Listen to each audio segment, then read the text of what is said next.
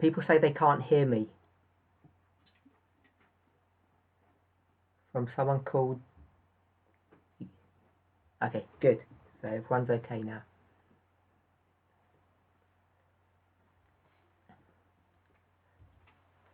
I receive a broad range of questions from people.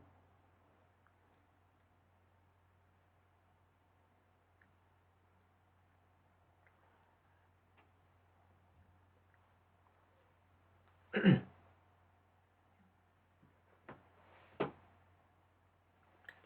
got that person.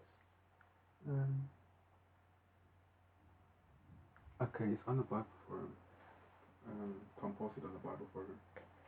1 second, everybody. I deleted it. And the link. Terry. I will delete them all. Okay, let me forward it. Can you forward it to her? You can do it direct? Okay. Someone wanted just to get onto the group, so that we're just arranging that. I get a wide range of questions, and sometimes it's not that easy to decide which questions to address and which not to address. I still have a few questions unanswered, but I wanted to address in a very brief way a question that comes up often.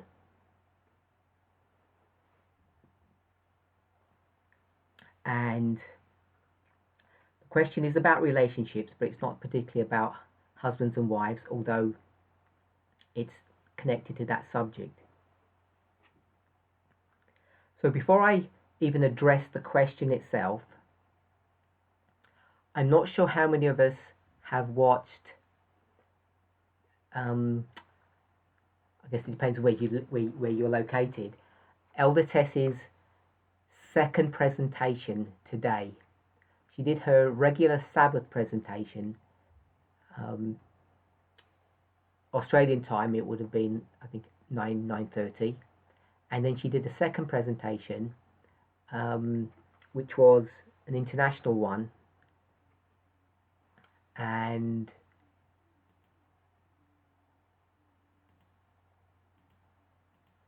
that particular presentation, she was reviewing material that she has discussed in the past, recent past. And if I were just to use the title,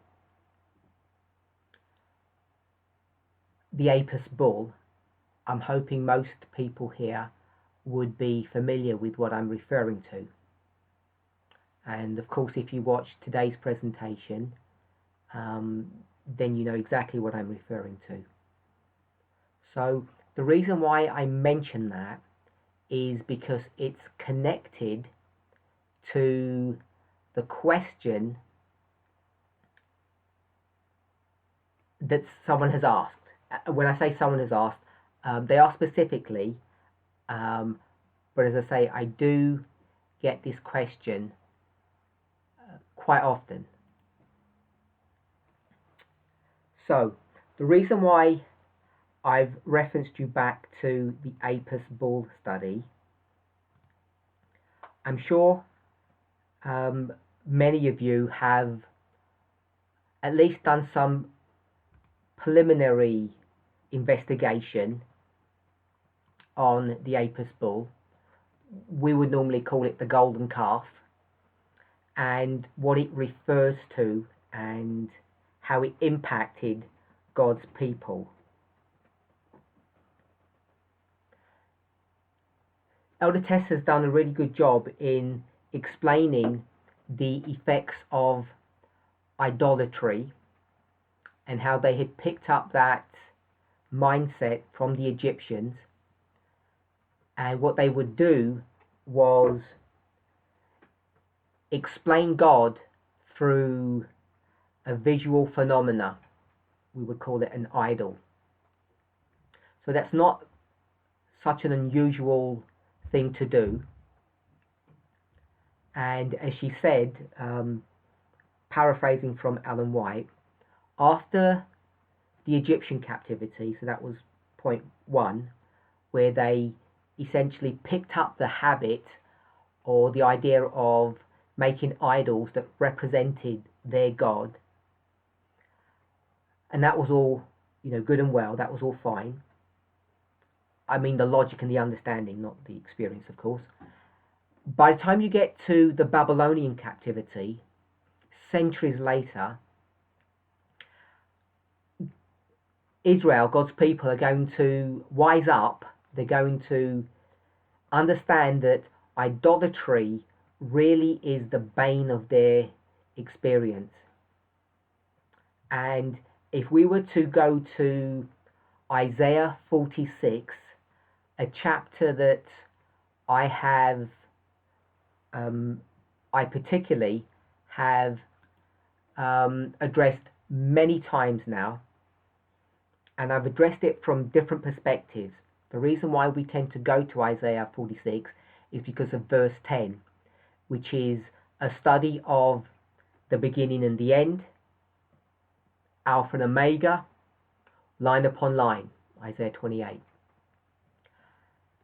Now, the reason why that is a really nice chapter to study is because it gives a reference point. And the reference point that it gives is, as you all know, this is the book of Isaiah. So to understand the reference point, the context, you need to know when Isaiah's ministry is occurring. And if I were to say, without going to the verses itself, because he tells you himself, just to name two kings, Hezekiah and Manasseh. So if we were to consider those two kings, Hezekiah and Manasseh, you would know that in classic movement language, that this would be the 723 era. This would be when the 10 tribes, Ephraim, Israel, become so engrossed in their idolatry, they get destroyed by the Assyrians. So I think we're all familiar with that history. You all know about the 2520. This is the history of Isaiah. So Isaiah 46 is a time period that is before what we would call the Babylonian captivity. And in this history, what God is going to do is he's going to compare the experience of God's people today, which is today for them, obviously, pre-Babylonian captivity, and he's going to compare that with a time period centuries before.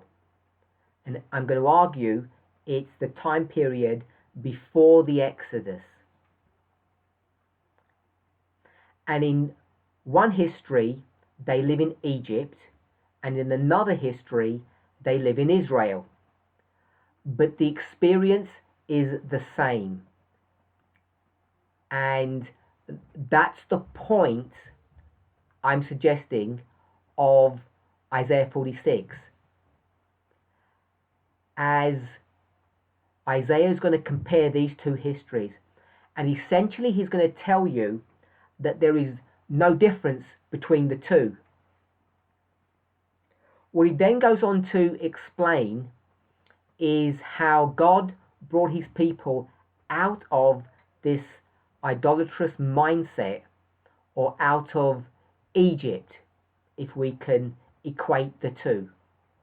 They're going to come out of Egypt, literally, and they're going to come out of this Egyptian mindset. That was what was God's will. And we know that was his will because at the golden calf experience, when they fall into that sin and Moses discovers it, this is why he is so harsh in his punishment, because they should already have known the dynamics or the context or the will of God with respect to, well, now we'll switch over to the Apis bull terminology. They should have already known that. And Isaiah 46 speaks not only comparing the two, but how God relieves them from that idolatry, pulls them out of idolatry in the Egyptian experience, and then he's going to compare that history with the history of the post-Babylonian captivity. And if you're all familiar with that study, at least the way I've approached it in the past, is that he will compare the ministry of Moses and the ministry of Cyrus. And it's a direct compare and contrast between the two. But not only does he compare and contrast the two, as they do two things, those two ministers, those two men, they pull God's people out of captivity, and they also destroy the captor. So they destroy the captor and they bring God's people out of captivity. They have a twofold role. That's Moses and Cyrus. But before that happens, Isaiah gives the backdrop of this idolatry. And I'm sure you're all familiar with it if you're even now looking at the first few verses of Isaiah 46. Talks about Bel and Nebo, etc. So this issue of idolatry is a significant one. So what I want to suggest is that Isaiah 46, to compare and contrast it to the Egyptian experience, that the thing that they were suffering with then, Apis bull, golden calf, is the same thing that they're suffering with now. They're in captivity, literally in Egypt,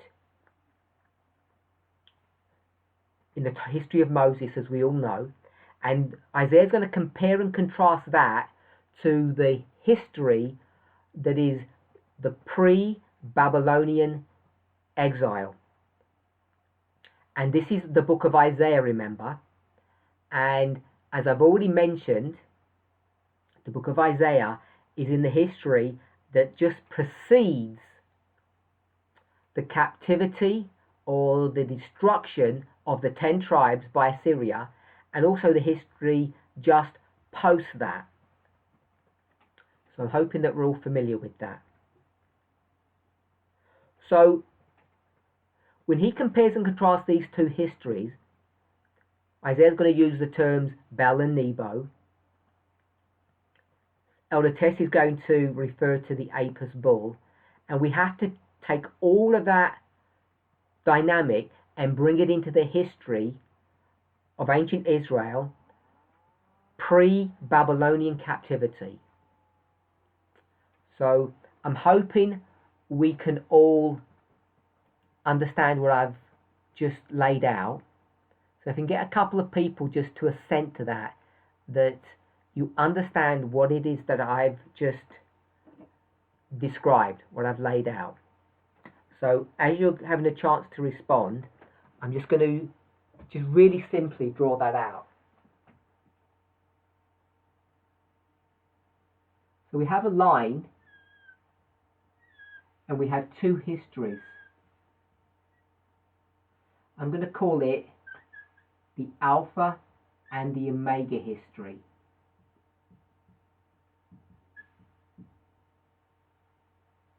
The first and the last.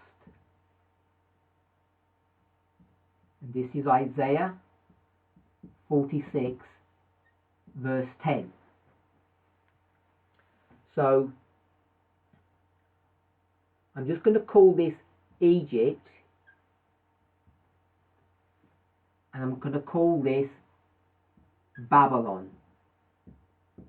Now in Isaiah 46 they're not in Babylon, but he's going to refer back to a history when they are in Egypt. So I want us to see that. So here they're into idolatry,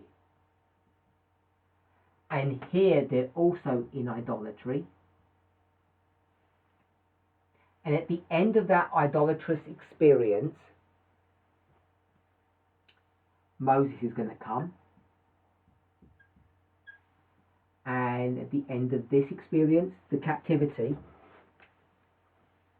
Cyrus is going to come.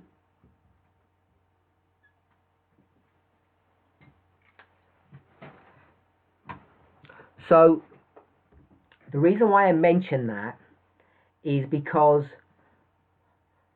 Elder Tess has laid out clearly who Apis was, or what he represented.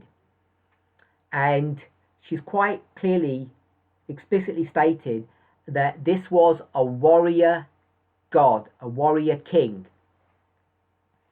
And you can understand why in this history here, when it refers to the Omega history, why God's people would be interested in a warrior god. Because obviously this is the time period of the captivity by the Assyrians, the 10 tribes, and then into the Babylonian captivity.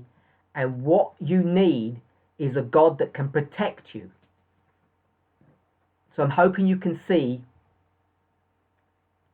the comparison between the two histories. So when the Israelites created the Apis bull, and they wanted this god to lead them back into Egypt, not only were they given to give this bull as an offering back to Egyptians, but it was also a god that would be able to protect them. Now, I'm sure Elder Tess has mentioned this, but I'm not sure if this has been the focus of her attention when she has done a study on the Apis bull. Because another aspect of this bull is that not only is it if I call it a god of war, a god of power, a god of strength, but it's also a god of fertility. It's also associated with creation, or the creator god, if I can say it that way. So it has two aspects. Not only is it the god of, I'm going to call it the god of war, warrior god, but it's also a god of fertility, a god of creation. Now, I want to focus on this second aspect of what the Apis bull represents. It's this god of fertility. Now, if you go to, we'll go to the Bible first, and we would be in Exodus chapter 32, and we'll begin with verse 4. Exodus 32 verse 4. Now, we're going to start by seeing one aspect of this God. Exodus 32 verse 4. This is speaking about Aaron. And he, Aaron, received them at their hand and fashioned it with a graving tool. And when it says he received them at their hand, this is their jewelry that is brought to view in verse 3. So all the people broke off their earrings, which were in their ears, and brought them unto Aaron. So they all give to him their jewelry. Verse 4, he receives them at their hand and fashioned it with a graving tool, after he had made it a golden calf. And they said, These be thy gods, O Israel, which brought thee up out of the land of Egypt. So 2 points I wanted to see. First of all, it's gods in the plural. So there are these gods that have brought them out of Egypt, not a singular god, not just the Apis bull god, singular, but this is gods in plural. And the second point I want us to see is that it's these gods that brought them out of the land of Egypt.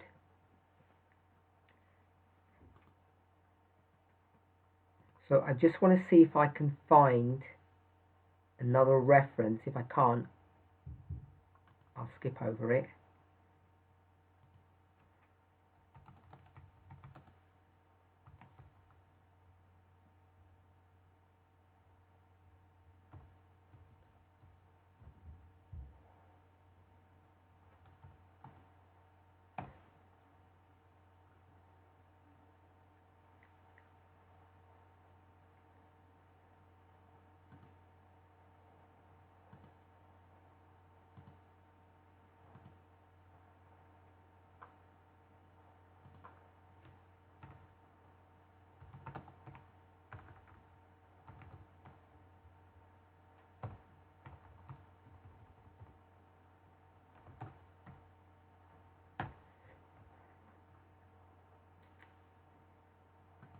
I won't be long. If I can't find it, I'll skip the point I want to make.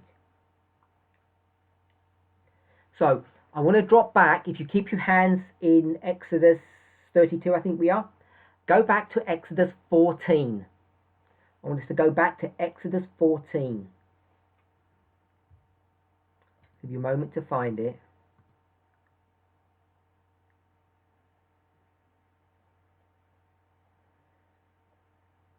So Exodus 14, we'll probably read the next one as well. This is Numbers 33.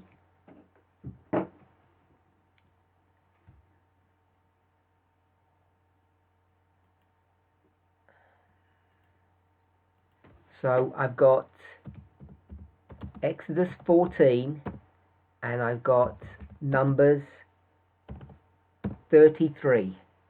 I'll give you the verses in a moment. Exodus 14, Numbers 33. So we'll go to Exodus 14 and I'm in verse 8. Exodus 14 verse 8. And the Lord hardened the heart of Pharaoh, king of Egypt, and he pursued after the children of Israel. And the children of Israel went out with a high hand. Now, if we were doing a study, maybe even someone might want to answer this, what would be the most important word in this verse? Now, if you've heard me ask those questions before, you know that you have to modify that rule, William Miller's rule, and perhaps someone can actually tell us what that rule is. Not just to say every word must have its proper bearing upon the subject, but, thank you, someone's found it, but it's not, I don't use that rule that way, and I don't recommend people use that rule just to say every word must have its proper bearing. Bearing means direction or importance. I want to say in any particular study, in any particular passage, there is a word that gives bearing or direction to the subject matter at hand. So in this verse, what is the important word, the word that has the most bearing? What do we think in Exodus 14:8? Does anybody have a thought?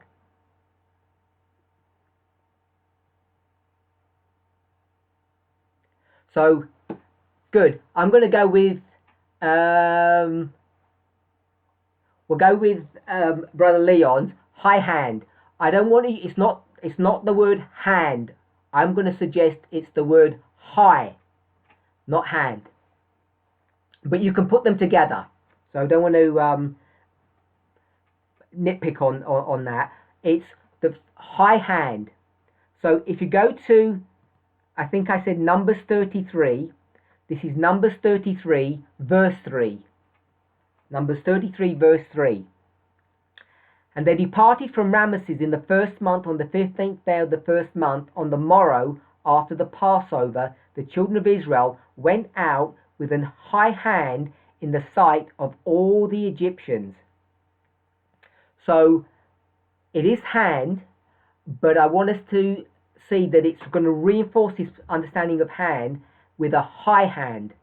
So what would a high hand be as opposed to just a hand? What would people say that a hand is? So as you're giving me your answers, I'm going to read verse 4 to you. For the Egyptians buried all their firstborn, which the Lord had smitten among them. Upon their gods also the Lord executed judgments. So what is this high hand? Good, power. We'll go with power or mighty. So it's not just a hand, it's a high hand, which means a really powerful hand. Now, in the context of killing people and destroying their gods, we all know what a high hand is. What kind of a god can do that? What kind of a god can have a high hand? Would it be a soft, meek god? Or would it be a warrior god? So we all know the answer to that. Obviously, a warrior god. An almighty warrior god. Good. So, when you go back to Exodus 32, we're in Exodus 32, Aaron says to them, "These be thy gods, O Israel, which brought thee up out of the land of Egypt." So I hope we can see that the way you bring out people from Egypt is how. So, who's asked that? I'm going to try to slow down.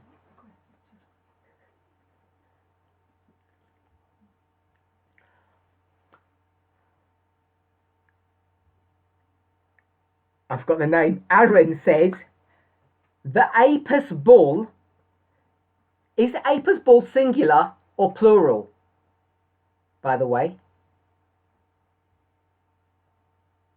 Singular, good. But he doesn't say that, he says gods.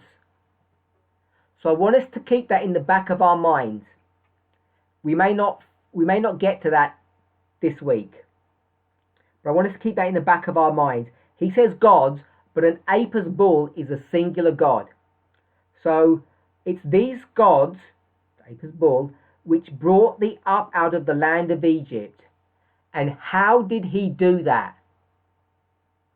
If you go to Exodus 14, Numbers 33. He did that, good, with a high hand, with force, with power. So, just want us to be sure that this whole idea about the Apis bull that Elder Tess has been explaining to us is correct. You can show it straight from inspiration that it's a god of force, a warrior god. A god that has power, that is able to do this work for them.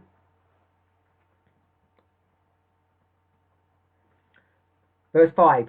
And when Aaron saw it, he built an altar before it, and Aaron made proclamation and said, tomorrow is a feast to the Lord, a feast to God. Now, this God is whom? Which God is this? It's not the Egyptian God. It's not the god Apis. This is Jehovah. It's the true God. But it's now going to be represented in the best way that they can, because they want to honor him.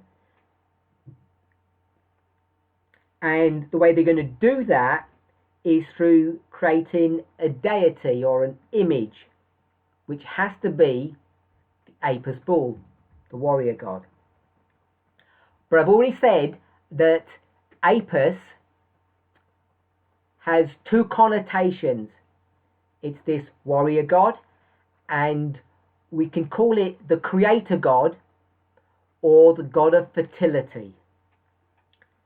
Verse 6, and they rose up early on the morrow and offered burnt offerings and brought peace offerings. And the people sat down to eat and to drink and rose up to play. So it's which word stroke phrase is the most important in verse 6?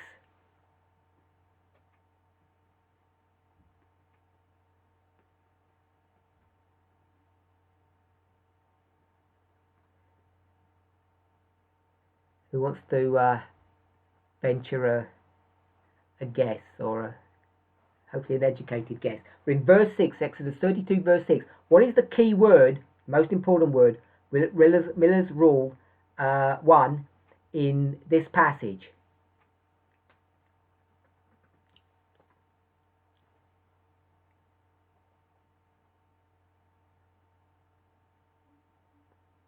Okay, so I'm going to go with play.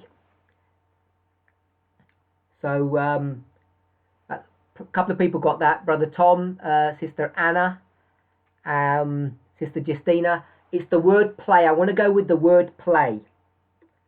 So hold your fingers in Exodus 32 verse 6. And let's now go to Genesis. We're going to go to the book of Genesis.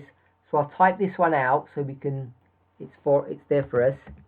Genesis 26 verse 8. Genesis 26, 8. Hopefully I've given you the right one. Yes, it's the right verse. So I'm going to give people a moment to read it themselves. We're in Genesis 26, 8. I'm going to ask the same question. Tell me what, using Miller's Rule number 1, what is the key word here? I've changed the word. I've changed the key word. It's the most important word. Which word has bearing upon the subject that we're discussing? Okay, good. Everybody can see that really easily. Excellent. Now, what you need to do is you need to go back to the Hebrew to connect the words. But in fact, you didn't, because you can all, I don't know how many people everyone's getting sporting, which is the correct word. Now, if you go back to the Hebrew, this is H6711. I'll type that in, 6711. And it's the same Hebrew word for play and for sporting. They're the same word. Now, if you look at the word itself, it's a pretty benign word. Nothing evil or bad about it. But it has a certain context, just like many words do, depending upon the situation. So if this was the Olympics, you could use this word. If you went to a comedy show, you could use this word. So you can use this word as sports, an Olympiad. You could do it at a comedy show. You can see children playing around in the back garden, just doing childish things, riding a bicycle. You can use this word for that too. But if you go to Genesis 26 verse 8, what word is this? What word would you substitute for sporting? Good, we got that really quick. Well done, Sister Victoria, you were fast. Flirting, that's exactly the word I was thinking of. So we're going to change the word sporting to flirting. And it came to pass, when he had been there a long time, that Abimelech, king of the Philistines, looked out at a window and saw, behold, Isaac, that's the person who's been there a long time, was flirting with Rebekah, his what?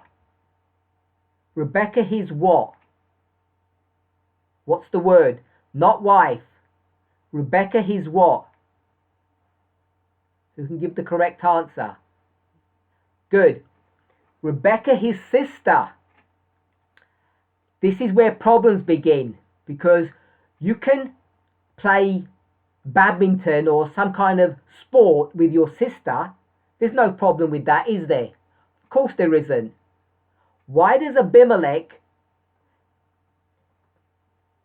depending on what we want to say, get upset, get suspicious, begin to think something's gone funny, when Isaac is sporting or playing sports with his sister Rebecca?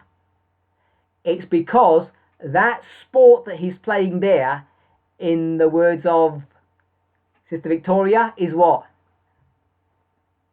Flirting. He's flirting with his sister. And everybody knows it's wrong to do that. So Abimelech says, how comes he's flirting with his sister? This does not seem correct. And of course, what's the problem? Because she's not his sister, it's his wife. And it's perfectly acceptable to flirt with your wife. Now, as I say, this word can be used in different ways. So you have to be able to get the context. Now, I've given you the context in Genesis 26 verse 8. It's clear to see that's what that context is.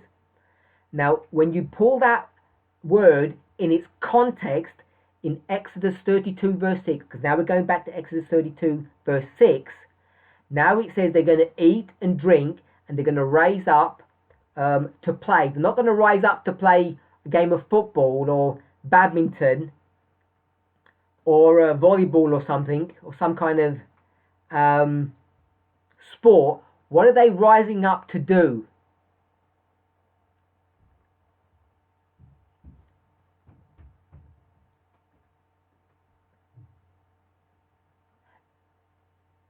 Good. We'll go with the naughty stuff. Someone says they're going to go up and they do the naughty stuff. Okay, so I like, it says, do the deed, flirt, naughty stuff, and Brother Emmanuel just says sex. So we'll go with any one of those four. Sex, the naughty stuff, do the deed, flirt, to know each other. Good. So whether or not they actually have intimacy, I'm sure some of them did, the whole scenario is a sexually provocative experience. Now, why are they doing that? Is it just because they sat down to eat and they had some drink, and we might infer that this was an alcoholic drink, that they got drunk? It doesn't explicitly say that. Why would they end up flirting with each other? So we've already explained the reason, because this is not a sexual orgy. That's why I want us to be clear on this. This is not a sexual orgy. This is an act of worship. And many people are, in the chat are all saying the same thing. It's the god of fertility, the Apis bull, and what it means. It's part of the idolatrous worship system.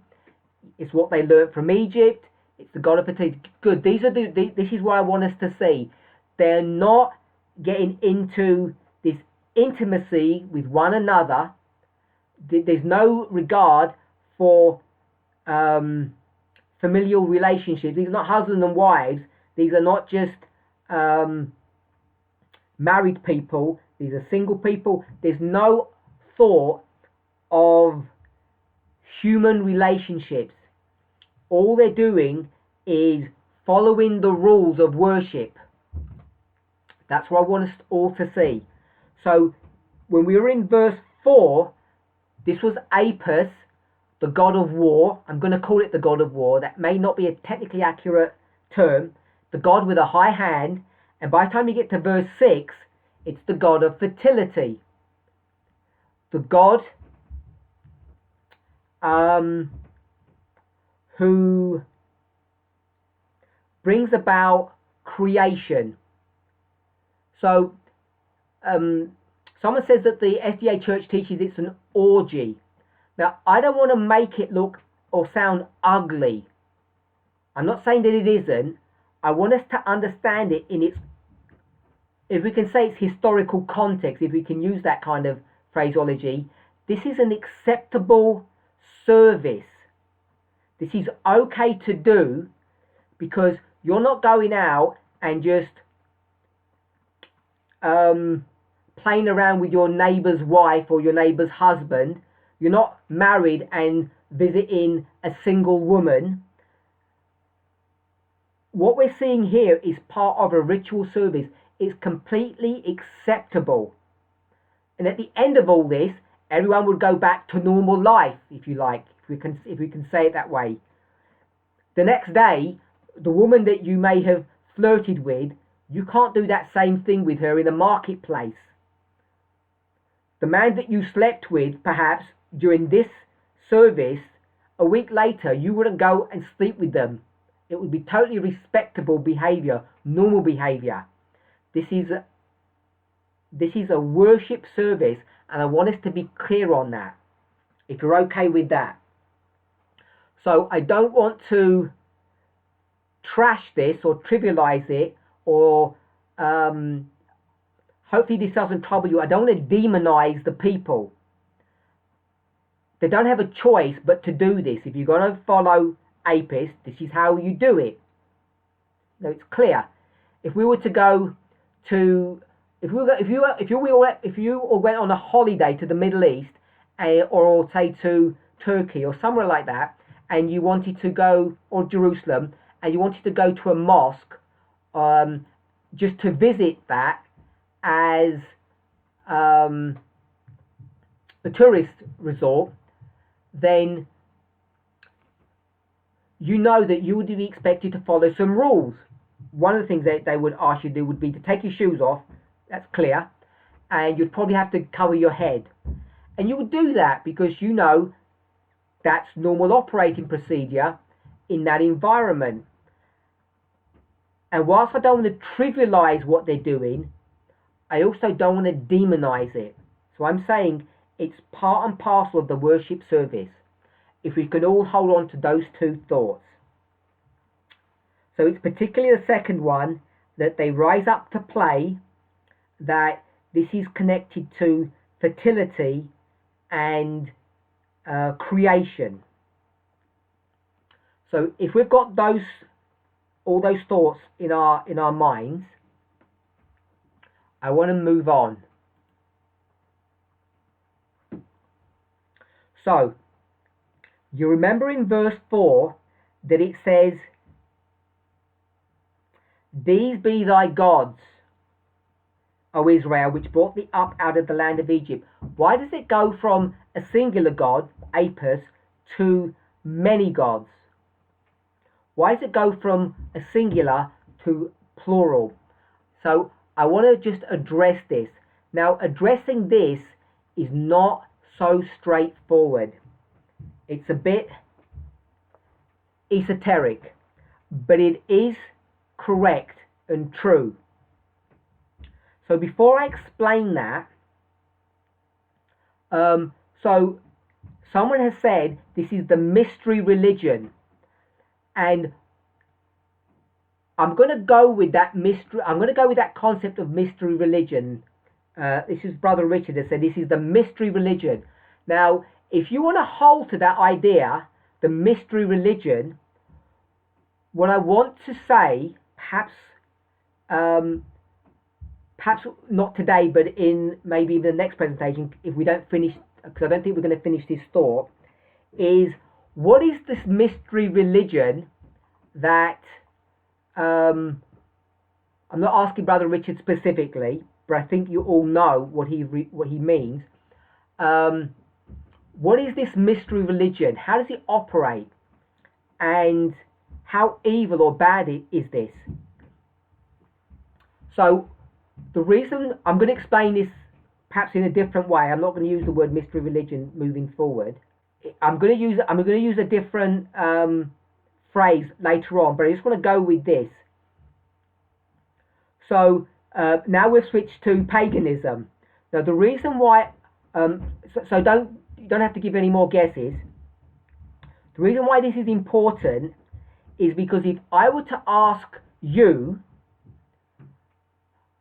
do you participate, have you bought into the mystery religion or paganism, which is the terminology that Brother Richard has given, have we bought into this? Do we practice this type of religion, the mystery religion, the paganism religion, or nature worship? So all three terms have been given by Brother Richard. Nature worship, mystery religion, paganism. Have we bought into that? We, this movement, Adventists in the 21st century. And what I'm going to say is, unfortunately, I don't think Elder Tess has brought us out of this in 2014. Elder Tess wasn't here in 2014 for one thing. So what I want to say is that we believe we may be free from the mystery religion. But I want to suggest that the mystery religion is alive and well in Adventism, and it's also alive and well in the hearts and minds of members in this movement. To what degree, everyone has to figure out for themselves. To what extent, I want to say it's widespread. So, let's just summarize some thoughts, some points that we've made. This is the Apis bull, the Apis god. This god has two representations. One of them is war. He has a strong, mighty hand. And the other one is the god that creates, or the god of fertility. This god is one person. It's a calf. But even though it's a singular entity, it represents gods in the plural. So, if I can say it this way, you've all heard the maybe you have not all heard the term. It's an English term, at least in the UK. You get, when you go shopping, often they do you a special deal, and they say you get two for the price of one. Then if you've all heard that expression when you come to shopping, you get two for the price of one. They don't say half price. They don't want to call it half price. In fact, they don't let you buy the thing for half price. What they want you to do is buy two of them, which is obviously a marketing technique. So they say two for the price of one. And that's what I want to suggest you're going to get with Apis. You're going to get two gods for the price of one god. So the one god is Apis, and you're going to get a second god attached to this god.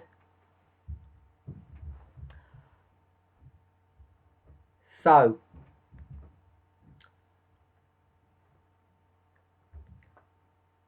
I think I've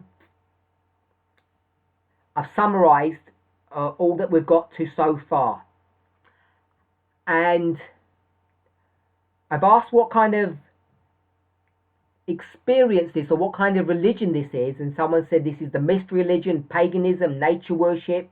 And then I asked the question, are we still engrossed in this religious practice of the Apis bull? And if you were to just follow on through Elder Tess's presentations, I think you'd all say, sure, yes. But I want to be quite specific about at least the point I want to bring up from all of this.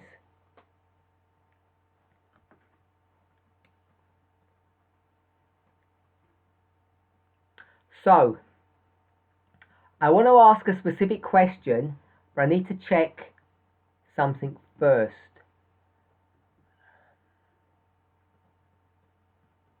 Okay, so I don't want everybody to answer this question.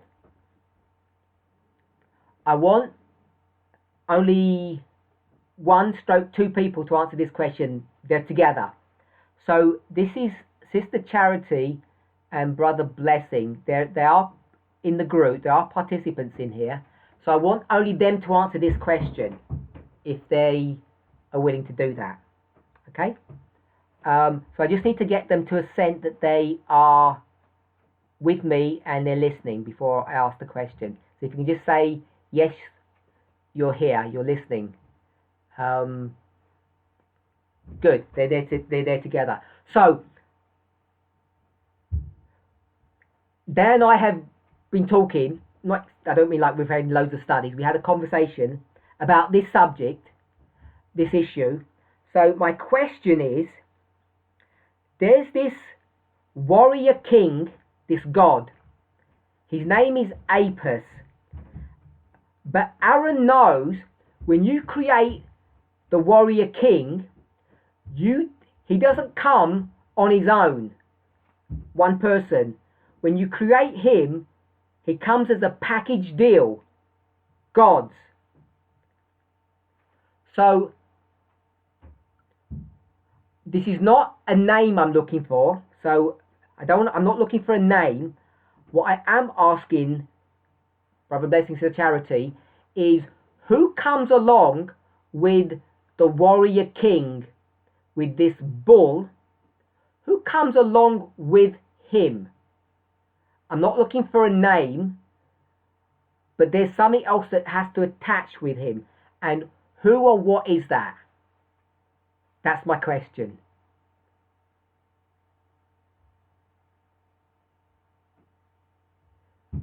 I'm not looking for the Egyptian name, so don't start panicking that you don't know the name of the god. So, this is okay. Good. Never mind, Brother Curtis. Thank you. It's the wrong answer anyway, because that's Apis. I don't even know how to pronounce it. Tar or something. I don't know. That's Apis. I want to know who comes with him, and this is for Brother Blessing, Sister Charity. If you're not sure, don't panic. Just tell me you're not sure. Okay, they're thinking. So you got to think back to our communication.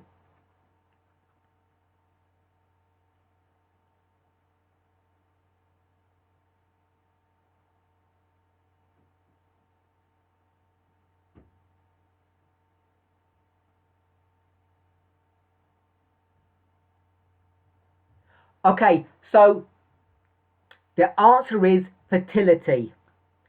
So I'm going to change that term, fertility, because if you've got a warrior king, what do you need to have fertility?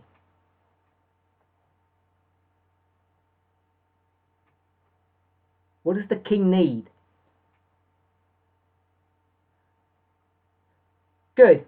He needs a woman in his life. So, I want us to understand the dynamic of what I'm suggesting here. If you buy Apis, what do you get with him? You get his partner with him. She comes for free. Now, this is a phenomena of idolatry. This is not something that's unique. When you start having this male god, this warrior god, he can't be on his own. He'll get lonely.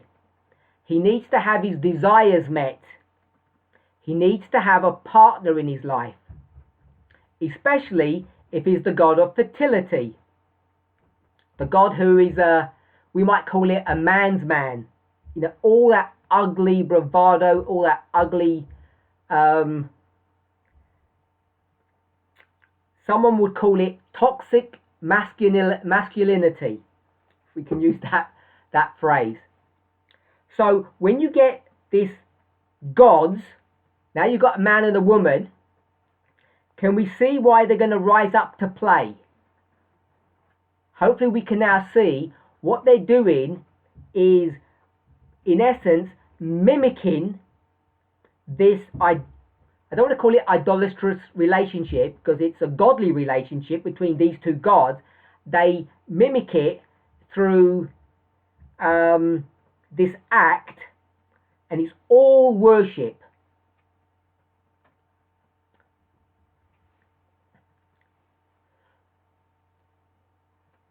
So I'm hoping we've all got together up to this point.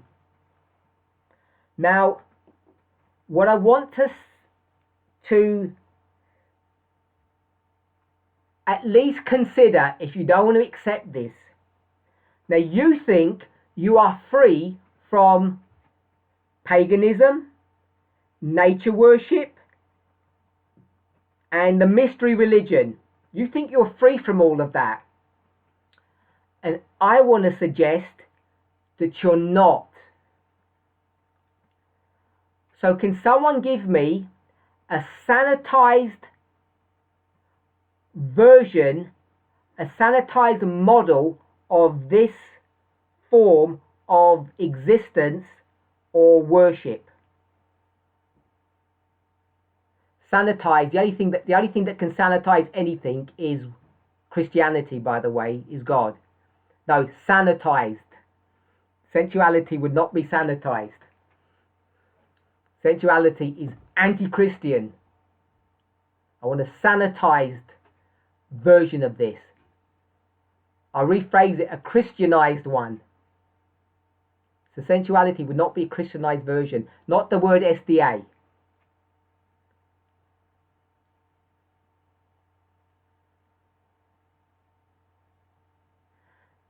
Okay, so now we're coming up with silly answers. We can't say, I'm not even going to read this one.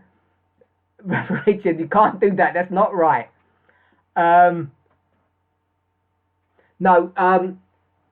Okay, so I'm going to type out the answer.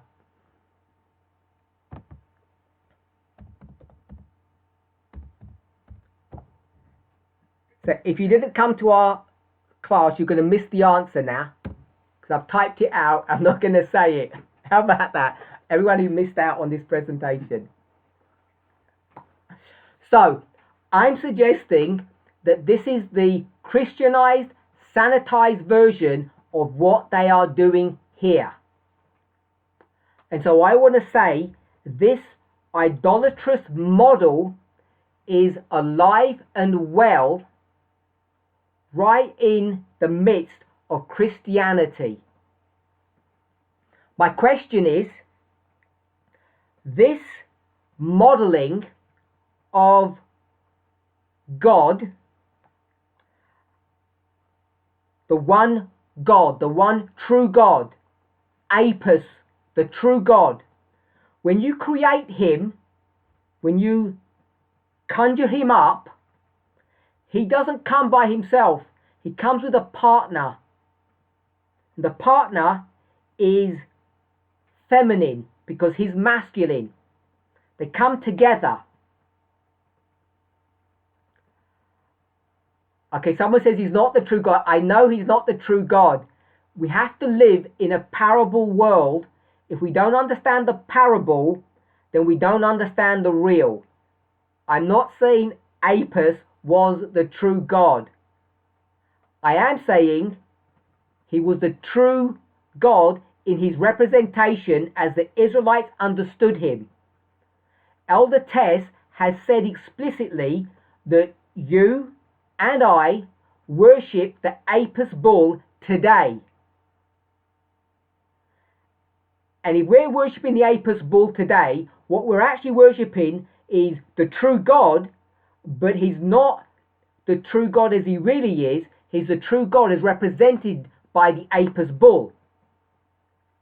So, when you create that God, what comes with him is the feminine counterpart. So you have male and female. They have a relationship one with another. You cannot have one without the other. So, Brother Blessing, I'm sure you remember that discussion that we had. And the reason why I asked him that question was because it was something that came up in a study that he and I were discussing over. And even though it wasn't about this particular issue, it ties back to this very issue about the Apis bull. And what I want to do is not to just take this as this isolated concept of these pagan people who have this wicked model of a male and a female god. What I want us to see, that the model of headship is that same modeling. It's just been Christianized, sanitized. So there you are. For those people who weren't here, I said the word headship. I'm saying the headship model is a Christianized version of paganism. If you want to do it the other way round, because what comes first? Idolatry or the true God? Who was here first? We all know the answer to that. I'm not even going to wait for an answer. The true God. Everything else is a copy of him. I'm not going to call it a copy. I'm going to call it a mockery of the true. Now, a mockery of the true doesn't make it, please don't give me a correction on this, a mockery of the true doesn't make it less true. I'm not saying the false is true, but what I'm saying is, if it's modeled upon the true, there must be some truth in it. Otherwise, we'll use that word, the falsification of the truth. But if it's a model of the truth, an image of the truth, a copy of the truth, there has to be truth there. So where did they get this idea? When you create the Apis god, you have to create his partner. Where did they get that from? They got that from, I'm just going to call it Christianity. Christianity doesn't exist. It's whatever you want to call the church in that dispensation. They get this from God, from God's kingdom, from God's modeling, from the church. Basically, from Adam and Eve. So all of this is taken from the Adam and Eve model. Now, today, when we start thinking about what people would call the mystery religion or paganism or nature worship or this evil stuff that these people are doing, we have to remember that they did not invent this. They did not get this from, they didn't invent it by themselves. They didn't get it out of thin air. They got this from the true religion. So what I want us to see is that the religion that we have, which is connected to men and women, and the religious practices that we have, is just a representation, or is being represented, I might say, by these idolatrous religions. There's very little difference between the two. Now, depending on which religion you want to go to, if you want to go to Ashtaroth or Diana, who rules? Who's the boss? I'm not sure who iPhone J Buff is, but in that form of idolatry, the women rule. But in this form of idolatry, the Apis bull, the men rule. It's always people vying for power. But what I want us to see is the interaction between men and women.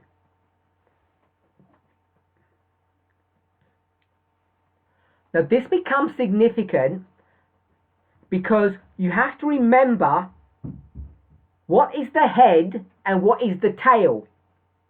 Where do things come from and where do things end up? So there is the true God, and he creates Adam and Eve, man and woman, male and female, in his image. So the question you want to ask yourself, what is God?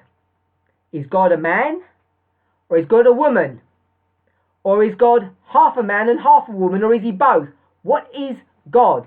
Man or woman? I'm not asking for any answers, so please don't answer my question. These are rhetorical questions. In the parable, we know the answer. In the parable, it's Adam and Eve.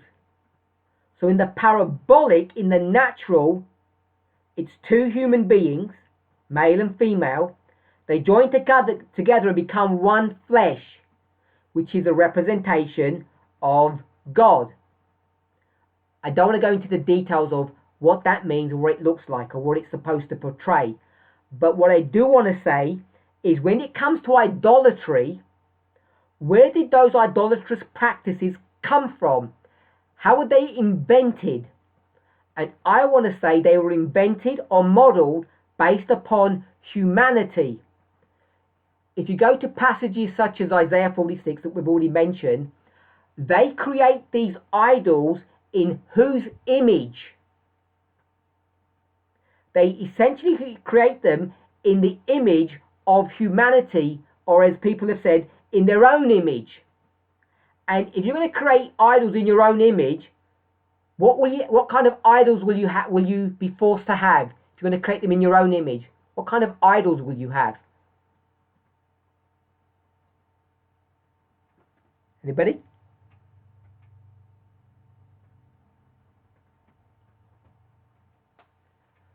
Good. You'll have, it's not just ones that look like ourselves, not just man-like.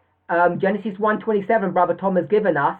You'll have male and female. Good. You'll have a male and female God. You have to do that because these idolatrous models are based upon humanity. You can go to Romans chapter 1. Paul discusses this. So that's why you have all this male and female modeling. Now, we can talk about the male and female, but we can look at it from another perspective.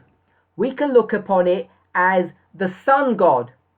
All the different religions have their own names. So if the sun god is the premier powerful god, which would be the man, what would his counterpart be? The sun is the man. What's the counterpart? Good. The moon woman. Excellent. So you've got the sun and the moon, and you can begin to see how ugly all of this looks. If you go to Revelation 12, what modeling is that? What modeling is being used there?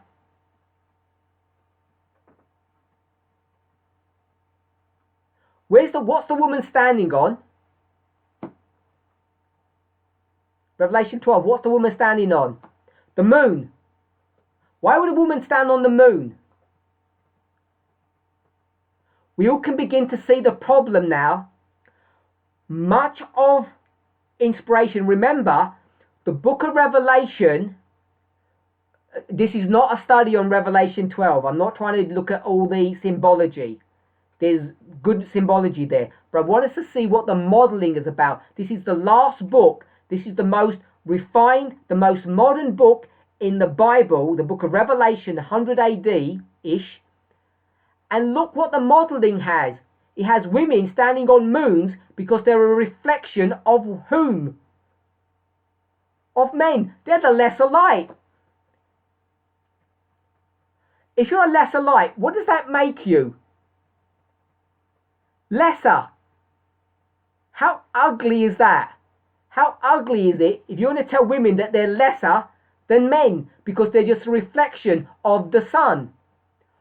Inferior, unequal, less important. All of this imagery is all the same imagery that pagan religions have taken on board. And I want to say they didn't invent it.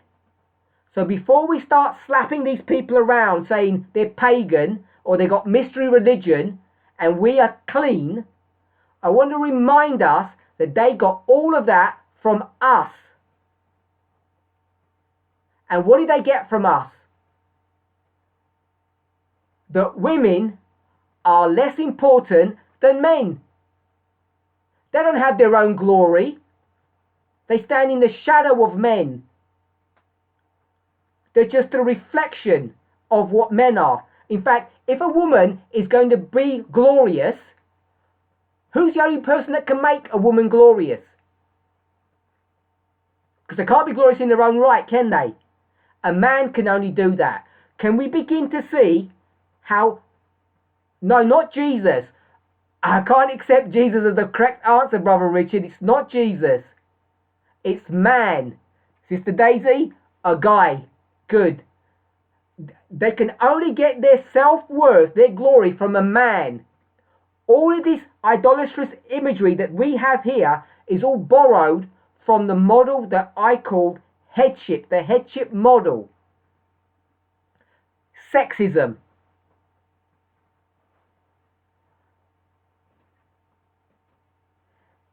If you can begin to see the significance and the depth of the Apis bull problem, it goes far beyond toxic masculinity, that you have men who have this bad image, that we all have idolatry in some shape or form in our lives.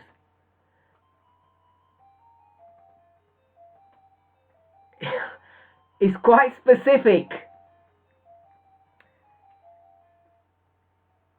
And what it's relating to with respect to this particular study that I want us to understand is the model of headship and how it has impacted. We'll just go with this movement because it's us that we're really interested in. So what I want us to understand is that this Apis bull subject or study takes us to the model of headship, which takes us to the subject of equality. And the idolatry, or as Elder Tess might call it, apostate Protestantism, that people in the movement have bought into, that they already had way before they even joined the movement. This lifestyle that we all led is all connected to this subject of, which is represented by the Apis bull model. So I want us to all understand that and its significance. So this was an introductory thought to perhaps some, maybe just one or two questions that relate to this subject of how men and women and their relationship one with another interact together to create family units, and how family units are constructed and how they operate and work together. So the Apis bull study isn't just we're taking on right-wing conservative apostate Protestantism. This is not just the fact that we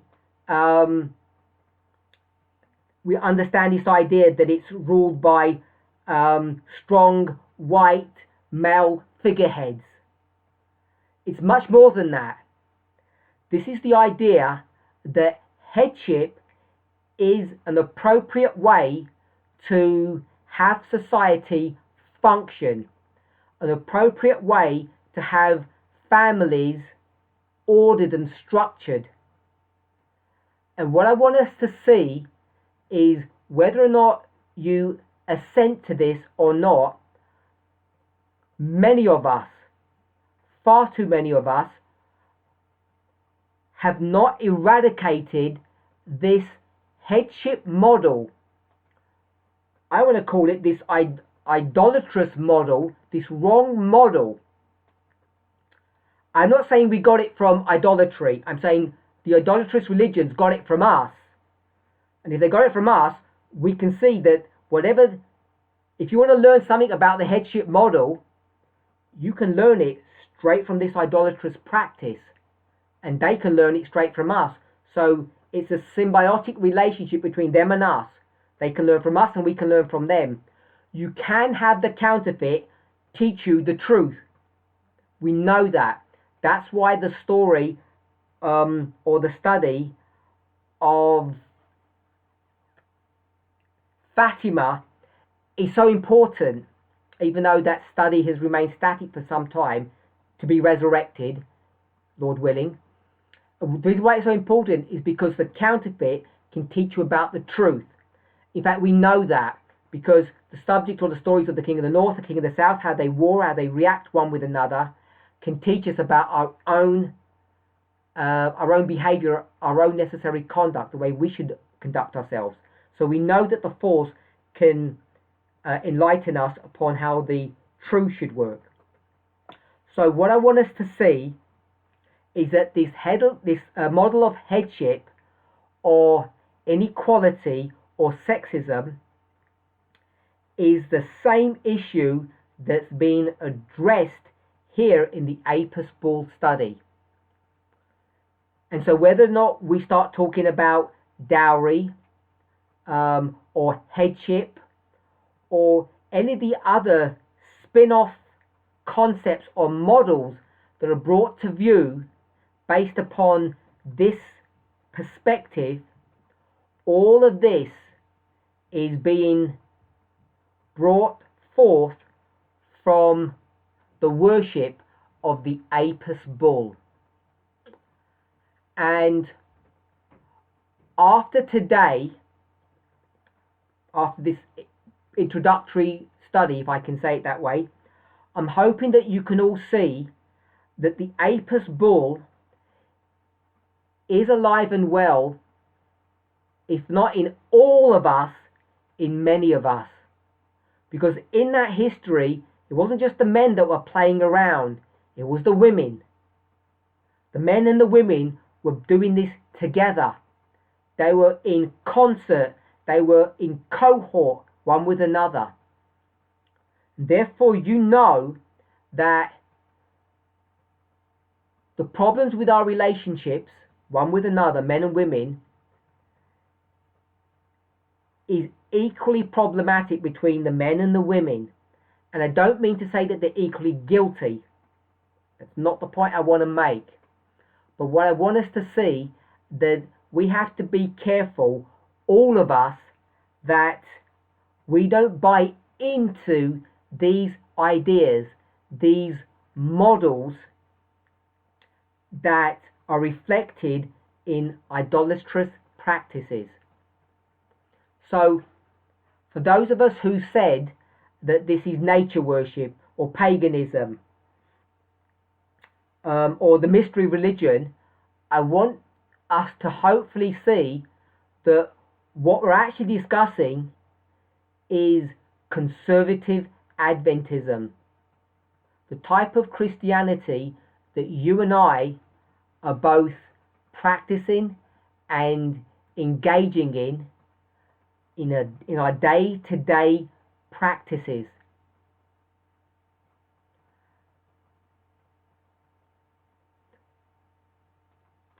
If you remember, just from that simple diagram, there's going to take a man that comes out from the east, a person who comes from a distant land, that's going to do two things. That's going to take his people out of captivity and they're going to destroy the captor, destroy Babylon, destroy Egypt.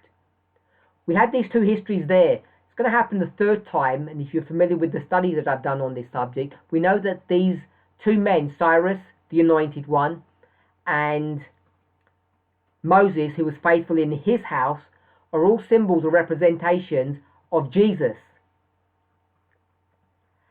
And what that's telling us is that you and I are practicing this Apis Bull religion in our relationships one with another.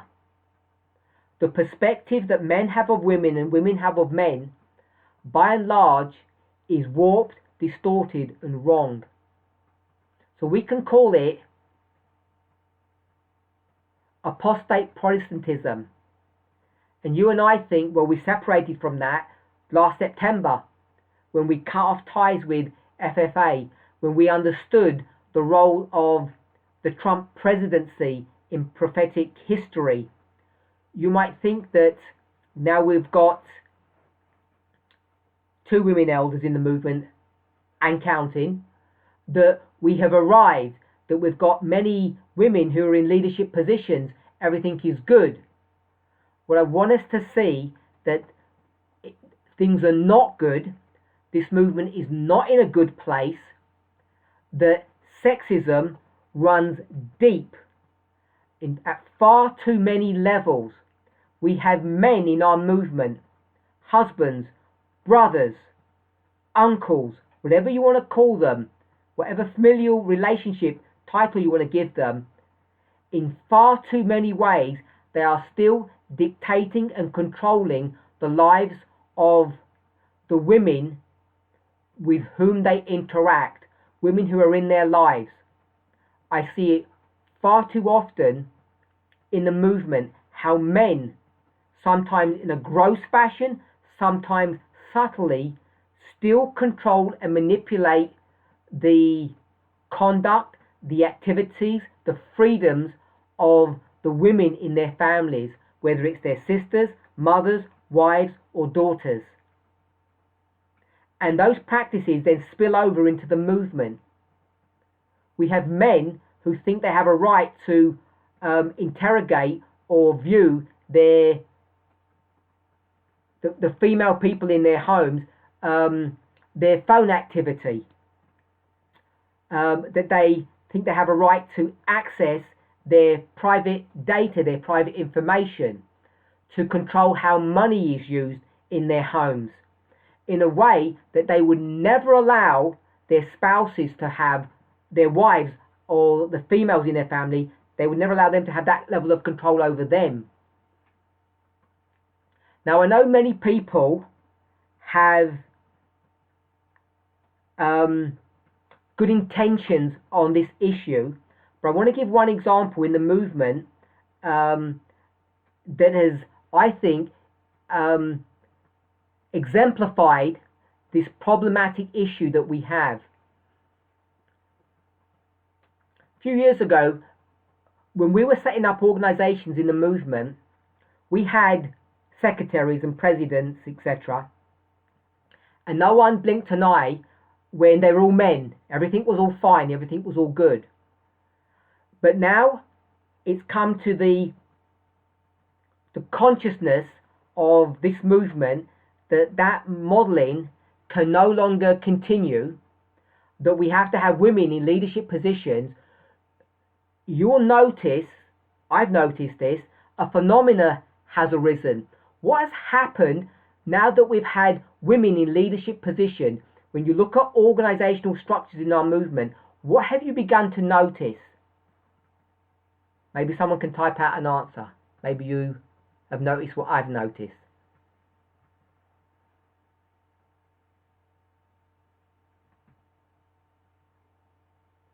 Resistance, yes, not that. Jealousy, yes, not that. It's subtle. Resistance is not subtle. Jealousy is not subtle.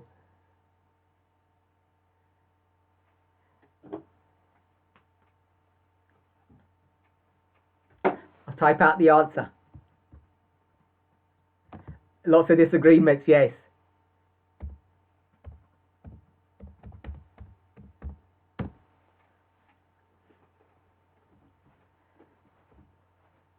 So I want to suggest one of the spin-offs from having leaders in women in leadership positions is that everywhere now we want to have co-chairs. Oh, no one saw their answer. Oh, the reason they didn't say, yeah, sorry, it went private. Someone linked me onto private. Someone shifted me. Who did that? Co-chairs. we seem to have a lot of co-chairs in our movement nowadays, and to me, that seems to be a consequence of having women leaders. So you put women in leadership positions, and straight away everybody wants to have co-chairs.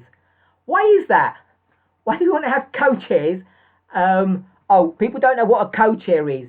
A co-chair is someone who has a chair. We wouldn't call it a chair, we would call it a throne. So a throne is a ruler, someone who sits on a chair rules. So co-leadership, good, we have co-leadership. A partnership. I'll try to slow down a bit. So as soon as we have women in leadership positions, we seem to have this prevalence that if you have a woman leader, we should put a chair in there or someone to sit next to them to hold their hand, because of course women can't handle themselves and know how to behave properly. So all of this is all Apis bull theology. So if you have women in leadership positions and you're trying to get co-leaders in there, whatever justification you want to give for that, I'm saying this is Apis bull theology. Because when you had men leaders there was no arguing that we need to help them a bit and put someone with them to help them do their job. Never looked at that. It never looked at things in that way. Another phenomenon that happens so often, because many of our male leaders are failing in their job. Is that too hard a saying, my brothers? It's true, unfortunately. Many of our male leaders are failing. So I'm going to blame Elder Tess on this one because she's not here to defend herself. Elder Tess will tell men, those male leaders, in straight, unvarnished language, that they are incompetent. She often says it a lot nicer than that. So when you tell all these male leaders they're incompetent, do you know what they want to do? That they don't want to smile. They don't want to smile. When you tell them they're incompetent, what they end up doing is saying, well, I'll tell you what, I'll step down and we'll put a woman in my place. So this is another technique, another consequence of the Apis bull theology. You tell men off for doing a bad job, and they say, well, okay, I'll step down. False humility. No, it's not thrown in the towel. Thrown in the towel. This is false humility. Passive aggressive control. I like that. That's exactly what it is. Yes, I don't fully understand what that means, but it sounds good. Passive aggressive control. I'm pretty sure that's what it is. They want to step back and say, okay, let the women have a go. And the reason they do that is because they want the women to fall on their face and fail. All of this is Apis bull theology. It's all headship, sexism, inequality. So I want us to see, and I'm hoping that all of our male leaders don't all go into a depression now and a huff and a moan and say, no, they're all failures or whatever. If you identify yourself as that, improve. Don't say you're going to leave and say, oh, I'll leave, I'll get a woman to do a better job than me. That's not what I want to, that's not why I even mentioned this. I'm giving examples of what I wanted to help us to see was not the whole of the Apis bull study. Elder Tess has had her own perspective, her own study on what she wanted to derive from that subject. This is only a part of that. It's a perspective that I wanted us to see. I've given a few examples of where we are failing in our movement. We should have competent male leaders who implement equality correctly. But if they're not doing it properly and they get and it gets identified, for them to say, well, I'll step back and be humble and get someone else to take their place, that is not the response of true leadership, if I can call it true, no, I'll just call it true leadership. This is falling into this same trap. Well, if I can't do it, get a woman to fail instead of me. There's no denying that this movement is in a difficult place. There's no denying that the work ahead of us, even in the present, is difficult. I'm not trying to castigate or ridicule our male leaders. All of us are coming into this issue from a very difficult upbringing, a very difficult background. All of us are, whether we're male or female. So what I want to encourage people is, if you're not doing well in your ministry and it gets identified, and if you're in a leadership position, you know Elder Tess is one of the most gentle and nicest people. She does it really well. No one ever gets told off. But if you do feel that your work is being critiqued, don't take the position of saying, well, I'll walk away and let someone else do that job, because the job is not easy. And what we're not trying to do is get rid of men and replace them with women, because all of that, as I've said, is part of this idolatrous modeling, which we should not be entering into. Equality is not easy to work out. It's not easy to put into practice, both at an organizational level or in your families, as brothers, friends, sons, fathers, uncles, cousins. All of those relationships are not easy to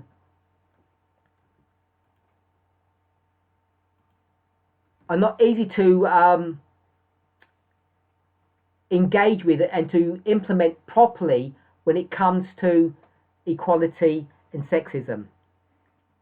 So I'm hoping that today's introductory thoughts on the Apis bull have been food for thought for you. That if you've felt that because you were not swept away with the FFA apostasy, and Elder Tess correctly identified even today that they had held on to apostate Protestantism, if you feel, well, I escaped all of that and therefore I have succeeded in some shape or form, I want you to know that we are all still not only in danger, like there's some threat to come upon us, we're already still entrenched, many of us, in the same idolatrous practice. And whilst Elder Tess may not have been focusing upon this particular aspect, that's what I wanted us to pick up in this study of family relationships. Now I've spoken about organizational issues, but I really want us to see how this impinges and impacts upon the way our families are ordered, how our relationships work. Whether you're married, whether you're courting, whether you have children, whether you have parents, whatever familial relationships you have, this impacts all of that, whether you're male or female. So next week, I want to use this idea that we've spoken about to explain some of the dilemmas, some of the problems that confront us today as we deal, we try to answer some of the problems that families are being faced with, families in this movement, and how we should deal with some of these issues. And as always, I think we might have some surprises in store for us. Let's pray.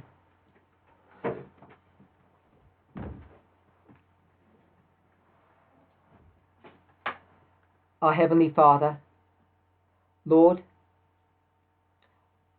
I normally ask thanks for your goodness and mercy towards us. But today, Lord, I kneel before you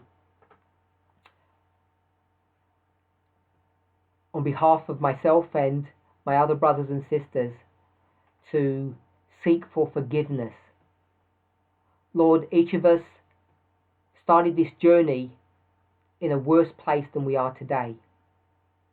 And yet when we look upon ourselves, when we're confronted with this idolatrous theology called, in the words of Elder Tess, the Apis bull, when we see how this ideology, these practices are impinging upon us at this very moment,